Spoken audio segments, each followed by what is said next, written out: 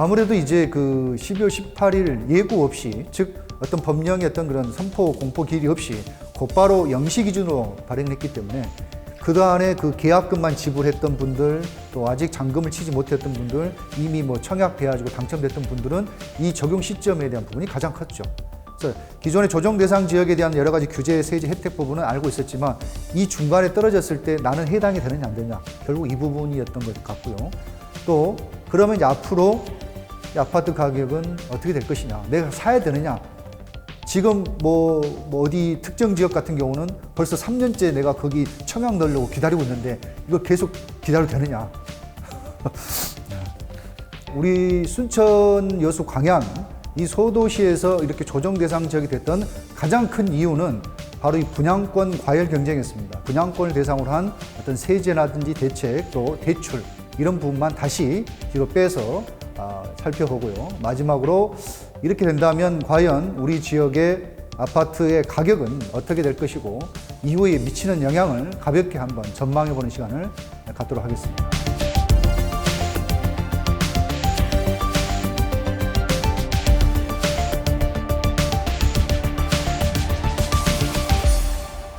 안녕하십니까. 오늘은 그 전남 부동산 방송에서 동부 지역 순천, 여수, 광양의 조정 지역 대상으로 선정이 된 이후에 여러 가지 변화에 대해서 예측을 해보고 몇 가지 좀 짚고 넘어갈 부분에 대해서 이야기하고자 합니다. 먼저 첫 번째는 우리 지역은 그 지방 소도시에 불과함에도 불구하고 갑자기 왜 예고 없이 이렇게 조정 대상, 즉 규제 지역으로 선정되었는가 하는 그 배경의 의문이 있는데요. 배경은 이렇습니다. 우리 그 조정 대상 지역에 유일하게 광역시 중에서 광주광역시는 배제되어 있었는데요. 근데 광주의 어떤 그 분양권 상승과 또 주택시장이 좀 과열되다 보니 광주시 자체에서 우리는 왜 선정이 되지 않느냐라는 계속적인 질의를 했었고, 이에 편승해서 선정하다 보니 법적 규제상으로 우리 순천, 여수, 광양도 최근에 그 분양가 상승률이 맞다, 청약률도 과열됐었고, 그래서 동반, 어떻게 보면 좀 억울한 상황인데요. 동반돼서 이렇게 지정이 됐다고 보시는 게 아마 맞을 겁니다. 첫 번째 이제 그 지금 현재 그 발생하는 규제 내용은 크게 조정 대상 지역이라 하면 뭐 복잡하게 생각할 건 없고 바로 세금, 즉 세제 강화라고 보시면 되겠고요. 투기 과열 지구는 재건축, 재개발 같은 그러한 주택 문제, 건설 문제라고 보시면 되겠습니다. 특히 세제주로 많이 강화되는데 가장 크게 취득세, 그다음에 양도세, 이 두 가지 기점으로 좀 설명드리도록 하겠습니다.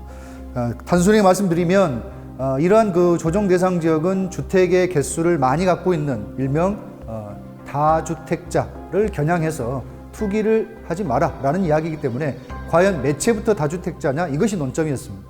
그래서 이렇게 조정 대상 지역으로 묶이게 되면 주택이 2채 이상부터 다주택자가 됩니다. 따라서 취득세도 그건 그전에 했던 것보다 훨씬 더 부과가 중과되는데요. 그래서 앞으로는 2주택, 주택이 2개 갖고 계시게 되면 무조건 취득세가 8%, 즉 8%가 부과되고요. 3채부터는 12%가 됩니다.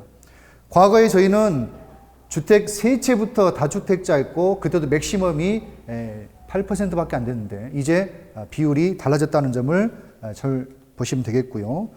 양도세의 경우는 역시 다주택자, 주택을 2채 갖고 있는 분부터는 기본 세율 플러스 10%가 더 중과되게 됩니다. 그래서 예전에 내가 만약에 양도세를 30%를 냈다 그러면 이제 2주택에서 팔게 되면 40%를 내게 되는 겁니다. 마찬가지로 주택자가 3주택, 3주택을 갖고 있을 경우에는 플러스 20%가 더 됩니다. 이건 단순 계산해보면 지금 양도세 구간 구율이 5억의 그 차익이 초과되면은 45%까지 되거든요. 따라서 가장 많이 맞게 되면은 75%까지 맞을 수가 있는데요. 그 이유는 왜 그러냐? 이제 얼마 남지 않았는데요. 6월 1일부터는 조정 대상 지역에서의 그 구간 세율이 더 중과됩니다. 그래서 3주택부터는 30%가 더 추가가 되기 때문에 계산해 보면은 가장 크게 맞으면 75%의 세율을 맞을 수가 있습니다. 내가 만약에 10억 정도의 차익이 나게 되면 7억 5천의 세금을 내야 된다. 이런 계산이 나오겠죠.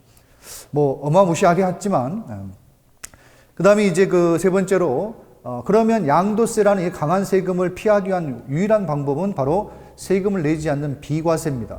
비과세는 다 아시다시피 1주택만 갖고 계시면 비과세가 되는데, 이 1주택을 갖고 있을 경우에도 2년 보유 플러스 실제 2년 거주해야 된다는, 즉 실제로 거주해야 되는 2년 기간이 더 추가가 됩니다. 조정 대상 지역에서는. 그래서 결국 중과 비과세로 빠져나갈 수 있는 기회를 더 묻겠다는 거죠. 실거주 위주로만 비과세 혜택을 주겠다, 이런 정부의 의지라 볼 수 있겠습니다.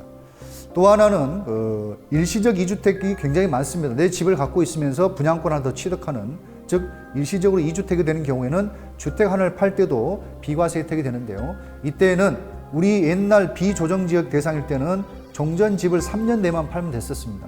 하지만 이번에 조정지역이 되게 되면 취득한 이제 바로 예전 주택을 1년 이내에 팔아야 된다, 이렇게 보시면 될 것 같습니다.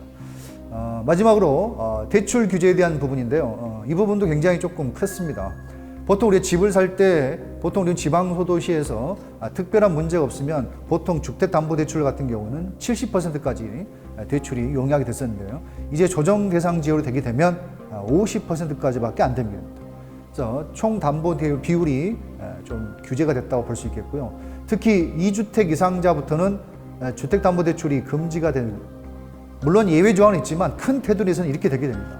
따라서 현금 보유를 많이 갖고 있지 않은 분들은 당연히 금융을 이용하는 이 시스템을 적절히 활용할 수 없게 된다, 이런 뜻이 되겠습니다. 이렇게 해서 이제 규제 내용을 간단히 한번 살펴봤고요.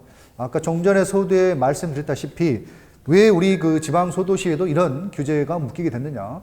뭐 잘 아시겠지만 제가 몇 번 방송에도 냈다시피 뭐 순천에만 봐더라도 신대지구, 용당, 서면 등 일대에서 분양권의 그 엄청난 빅뱅이 발생을 했었던 부분이 있었고, 당연히 중앙정보센터 이 움직임을 전부 다 감지하고 있었죠. 여수와 광양도 덩달아서 높은 청약률을 기대했던 것이고, 이러한 부분들이 우리 원주민뿐만 아니라 투기 세력, 외지 투기 세력들이 순천, 여수, 광양으로 몰리는 현상이 발생했던 겁니다.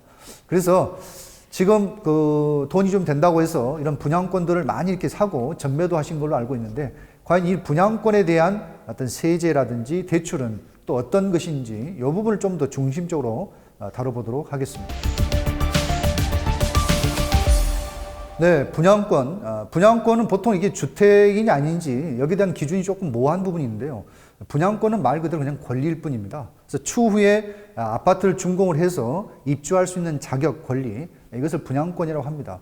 따라서 이 분양권은 개념이 취득세나 양도세를 계산할 때 약간 일반적인 주택과는 다릅니다. 따라서 이 부분을 좀 더 언급하도록 하겠습니다. 특히 분양권에 대해서 이미 2020년 12월 18일 이후로 조정 대상 지역 이후는 제가 말씀드린 대로 처리하면 될 것이고요.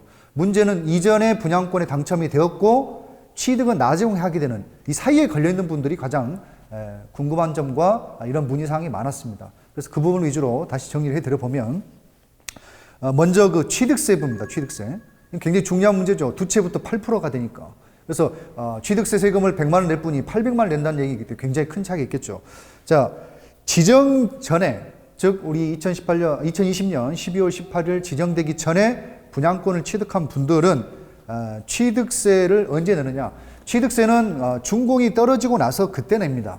그런데 취득세를 계산한 타임 기점은 최초 그 분양권을 받았을 때, 즉 계약을 했을 때가 기준이 됩니다. 그때 내가 집이 몇 채 있었느냐, 이걸 기준으로 본다는 거죠. 그래서 그때 주택수 산정이 기준이 되기 때문에 여러분 분명히 예전에 취득하신 분들은 비조정지역 대상일 때였습니다.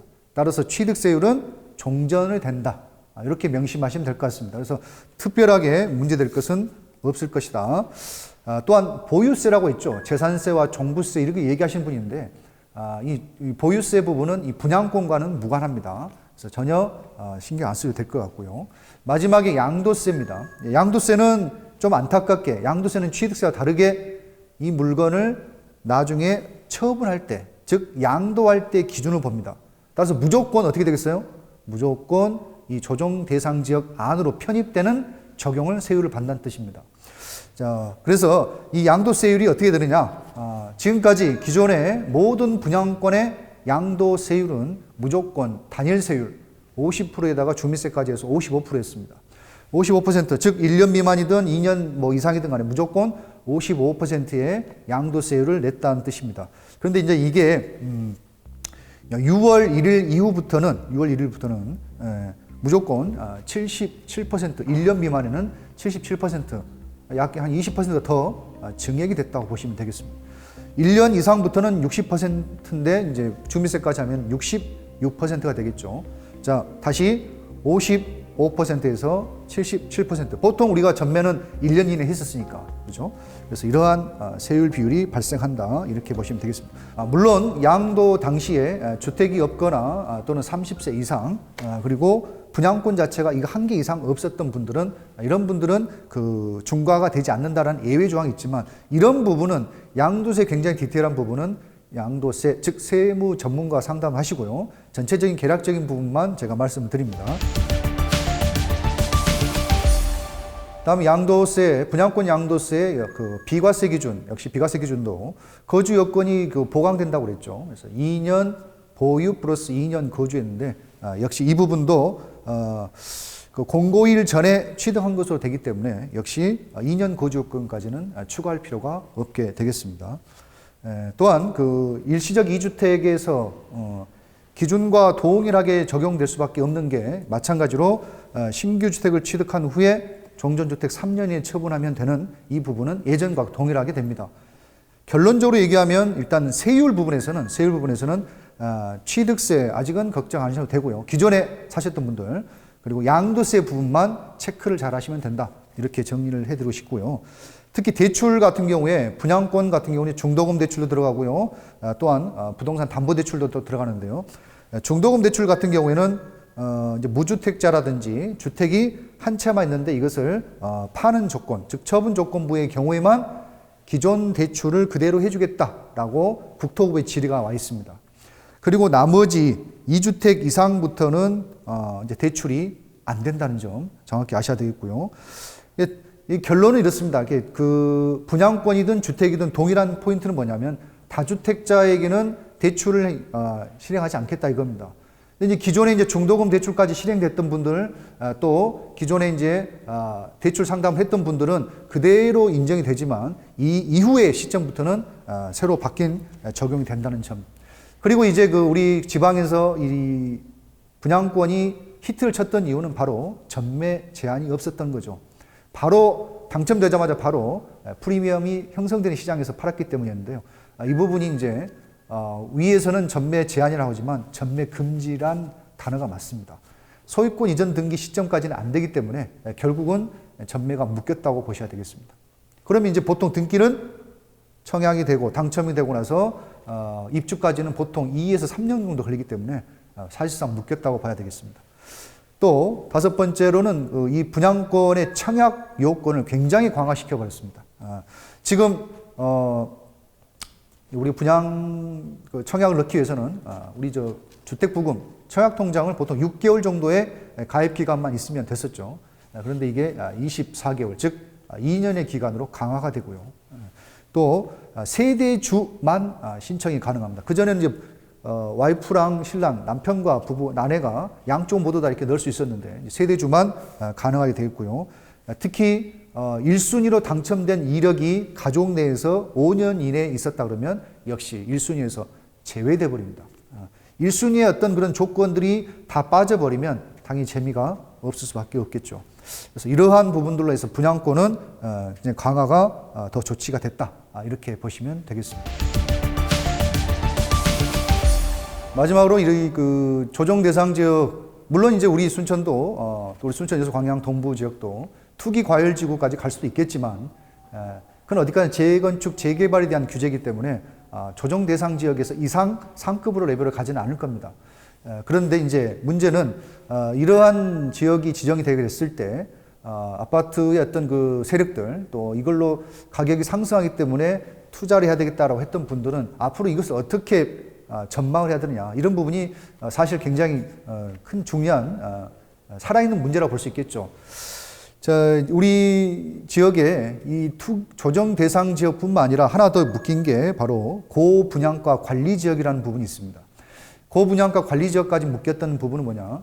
이제 앞으로 우리 순천을 예를 들면 왕지였던 투리마저라든지 또 풍덕지구에 몇몇 아직 분양을 앞두고 있는 아파트들이 있는데요. 자, 이런 경우에 기존의 1년 내 분양가 가격 수준에서 무조건 결정해야 됩니다. 예를 들면 지금 갑자기 순천에 핫 히트가 쳐서 분양가 1,000만 원대 이상 고지를 해서 1,200만 원까지 잡았었는데요. 더 이상 새롭게 되는 분양들은 보통 분양가가 1,400, 많게는 1,500까지 될 거라고 예상을 했었는데 그것이 안 된다는 얘기입니다. 그랬을 경우에 당연히 대형 시공사들은 당연히 움츠러들 수밖에 없겠고요. 이런 것들은 전체 아파트 분양 시장을 위축해오는 결과를 가져올 수가 있습니다. 만약에 그럼에도 불구하고 분양가를 높게 측정해서 분양을 한다. 그러면 지자체에서 분양 승인에 제동을 걸고 많은 부분에서 사업이 어렵게 진행될 수밖에 없기 때문에 사실상 강제된다고 볼 수 있습니다. 그러면 가장 두려운 부분은 그거죠. 분양시장이 위축이 될 부분이 뻔한 것이고 또 조정 대상 지역에는 묶였기 때문에 양도세라든지 취득세에 대한 어떤 그러한 엄청난 부담이 발생했을 때 과연 투기 세력들은 빠지고 실수요자 중심으로 원주민들의 실수요자 중심으로 이런 아파트 거래 시장이 형성된다면 과연 아파트 가격은 상승할 것이냐 아니면 이대로 거품과 동시에 주저앉을 것이냐 이 부분에 대해서는 다시 한번 또 제가 또 이야기할 수 있는 시간이 있으면 좋겠습니다만 간단하게 말씀드리면 이 조정 대상 지역에 대한 이런 큰 여파와 이런 어떤 폭풍적인 부분은 우리만 지금 체험하는 것이고요. 이미 전국적으로 부산부터 해서 서울 수도권들은 이미 그런 부분을 다 체험해서 넘어왔습니다. 무슨 얘기냐? 그런 지역이 선정된다고 해서 아파트 가격이 바로 동반 하락하지는 않는다는 뜻입니다. 그래서 이러한 규제는 앞으로도 6개월 단위로 어떠한 부분은 다시 지정이 해제되고 어떠한 부분은 다시 또 지정이 선정이 되는 이런 과정을 계속 겪으면서 거의 전국 단위로 강원도 산골짜기를 제외하고는 거의 전국 단위로 이런 지정이 될 가능성이 많습니다. 따라서 이러한 부분이 직격탄이 될 수는 없다 저는 생각을 하고 아파트 가격의 큰 급락 포인트는 아니라는 점 이렇게 예측을 해봅니다. 네, 저는 얼마든지 주택시장은 긍정적이다. 왜냐하면 제가 가장 크게 보는 것은 수요와 공급의 법칙이고요. 정부 규제는 간섭하는 부분, 즉 굉장히 불편한 부분이지 수요 공급에 어떤 직접 영향을 줄 수는 없습니다. 이제 제가 또 얼마 전에 찍었던 영상에서도 말씀드렸다시피 외지 투기 세력만 가지고 운영이 됐던 그런 청약시장은 반드시 거품이 올 수가 있지만 우리 지역은 그래도 지역 원주민들의 어떤 실수요 플러스 어떤 투자의 형식으로 됐던 비율이 굉장히 컸기 때문에 저는 그 부분을 굉장히 신뢰하고 있습니다.